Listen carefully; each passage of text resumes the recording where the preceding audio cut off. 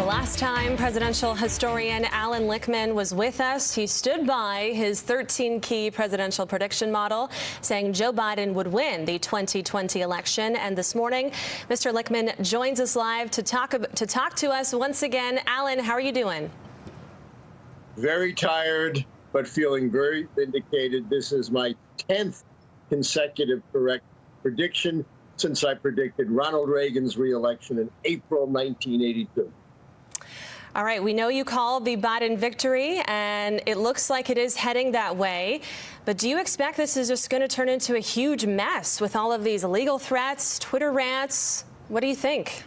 It's already a huge mess. We have never had a president of the United States, and we've been through some very tough times, denigrate, undermine our election system and our democracy itself on the basis of absolutely false and outrageous claims. Donald Trump is like a bull in a china shop, rushing out. He's going to break as many institutions as he can on his way out. And we should not normalize this rampant filing of lawsuits. It's never happened before for a losing candidate. Even Richard Nixon, who lost by a hair's breadth Kennedy in 1916, probably had some reason way back then to believe shenanigans were going on. He resisted calls to take the election to the courts. Alan, are you surprised that this election is just going to be decided by a few thousand votes in a few states? I'm really not surprised. That's exactly what happened in 2016 when I correctly called that Donald Trump would win the election. Unfortunately, we're the world's longest running democracy, but we're still saddled with the 18th century institution of the Electoral College. Biden is going to win a resounding popular vote mandate of maybe as many as 5 million votes. And here we are biting our nails on a few thousand votes, as you say, in a few states. That shouldn't happen.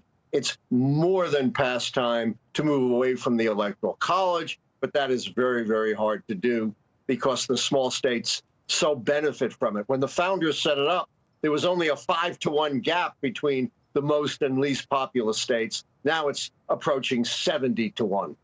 So you think moving away from the Electoral College votes will help prevent this madness and this mess from happening again? Absolutely. The popular vote verdicts have been much sturdier than the state-by-state verdicts. And you've said all along, ignore the polling, ignore the campaign, take a look at your keys. If you had to predict if you could rate all your most difficult elections to predict, where does this one stand for you?